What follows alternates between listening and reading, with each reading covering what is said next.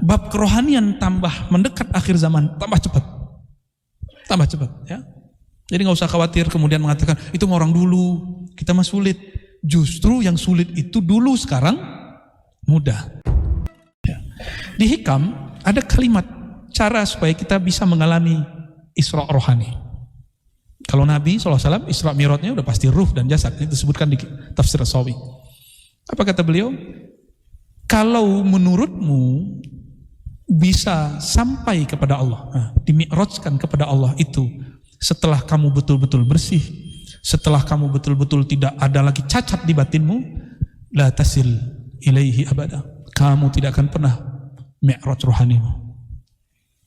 Jadi kalau mitologi tentang tasawuf ini enggak kita berantas, orang-orang akan enggak ada yang bertasawuf. Kalau ngomong bertasawuf ntar lupa dunia loh.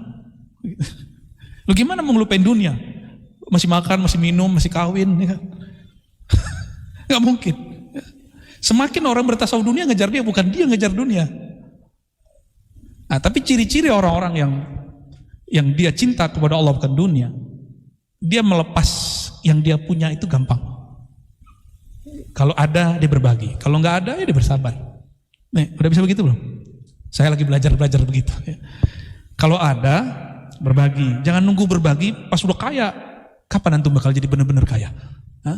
Mulai berbagi itu dari sekarang kita udah mulai tabungan sedikit, mulai berbagi. Jangan nunggu kemudian numpuk duitnya. Rambutku 2 bulan setelah dicat. Kita terjemah secara harfiah. Seandainya ada mitologi tentang tasawuf bahwa orang tidak usul kepada Allah illa, tidak bisa mi'raj rohaninya kecuali ba'da fana'i masawik, setelah habis semua kesalahanmu, nggak akan ada lagi dosa, ente jadi orang suci dunia akhirat. Nah, begitu? Wa mahwi da'awik, hilanglah pengakuanmu, sombongmu, merasamu, ya. Lam tasil ilaihi abada. Kalau itu kriteria kalian tentang tasawuf, kalian tidak akan pernah bertasawuf. Kalau itu kriteria kalian tentang thariqah, tentang wusul, tentang sampai kesadaran bertuhan, bermi'raj rohani kepada Allah, maka kalian tidak akan pernah mencapainya.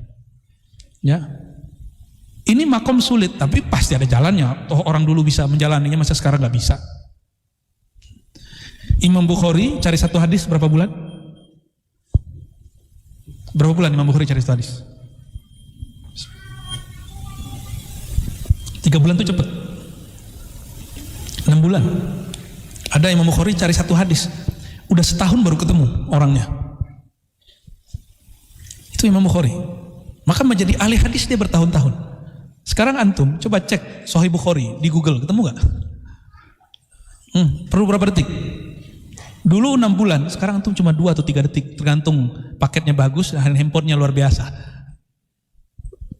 Berarti untuk mendapatkan apa yang didapat orang terdahulu, ini pakai analog sederhana, saya belum pakai dalil, belum pakai dalil nas, akli aja dulu. Antum bisa dengan cepat mendapatkan hadis yang dulu Imam Bukhari nyari hadis innamal a'malu binniyat, dia berangkat dulu dari Uzbek ke Mekah.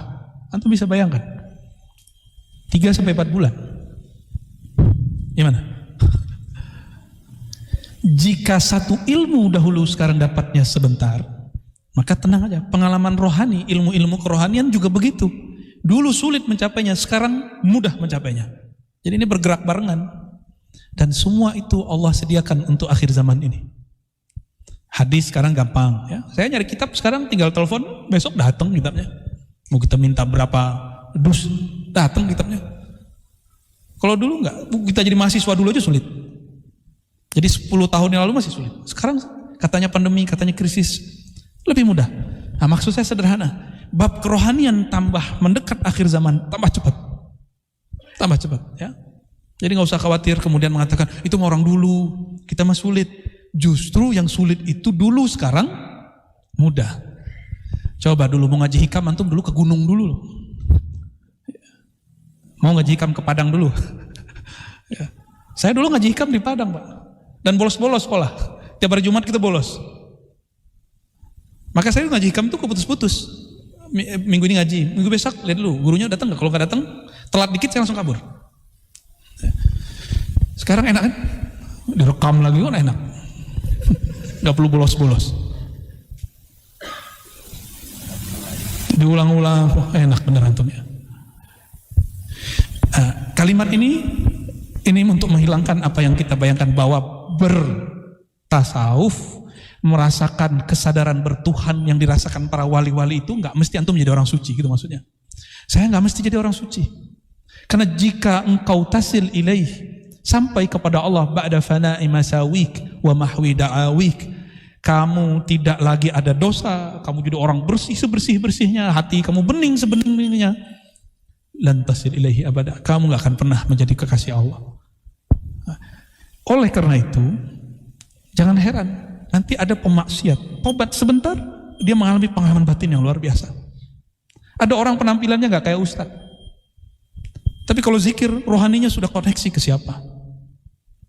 Antum kalau kurang percaya, baca kitab Imam Mu'ta'ilah yang lain judulnya Lataiful Minan. Saya sampai sekarang nggak pernah bosan. Dulu punya kitabnya satu, tahqiq Syekh Abdul Halim, nggak tahu hilang. Kita beli lagi, baca lagi, khatam lagi, nggak pernah bosan. Karena di situ para masyayikh kalau lagi zikir kadang rohaninya ketemu rohani siapa, ketemu nabi siapa, itu biasa. Saya lihat kemarin ada video, ada seseorang tiba-tiba dipermalukan oleh satu jamaah, cuma karena dia mengatakan saya berguru kepada rohani ini, ke rohani itu. Lalu dibikin malu sama orang. Ini terjadi karena mereka tidak lagi membaca kitab-kitab turas. Ya, baca kitab Lataiful Minan cukup. Di situ Sayyidina Abul Hasan Syadzili mengatakan, guruku dulu Ibnu Masyis, sekarang guruku langsung Jibril, Mikail, katanya gitu. Antum kira-kira gimana tuh? Jibril, Mikail, Israfil, Warruh Al-Akbar. Kalimatnya ngeri kali Pak.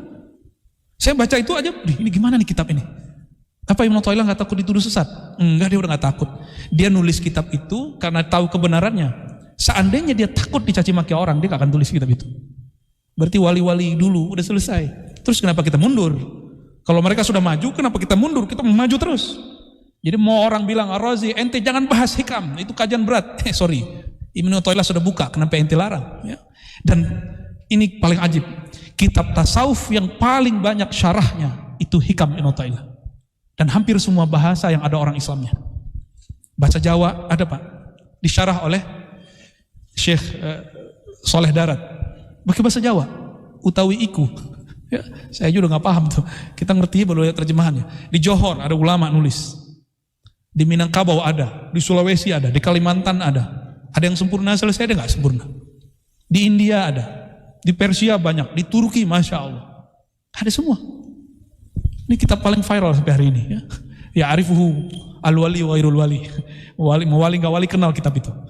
Baik.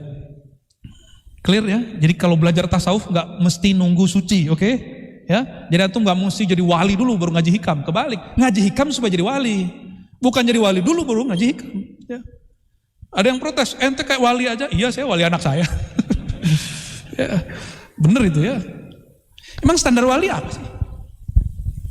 Ala inna awliya Allah la khaufun alaihim wa la hum yahzanun. Lalu belakangnya bab syariat.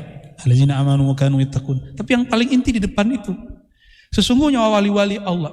Jadi kalau orang-orang kebanyakan melihatnya itu la khaufun alaihim wa la hum yahzanun. Itu buahnya Pak. Wali itu nggak ada gundah gulana. Sedih manusiawi tapi tidak sampai putus asa. Dia ada rasa was-was tapi tidak sampai membuat ragu bertuhan. Itu bedanya. Itu wali. Tapi kata kuncinya bukan di situ. Kata kuncinya di kata ala inna awliya Allah. Dalam bahasa Arab disebut mudhaf mudhafun ilaih. Awliya Allah itu makom tertinggi di bawah makom Nabi.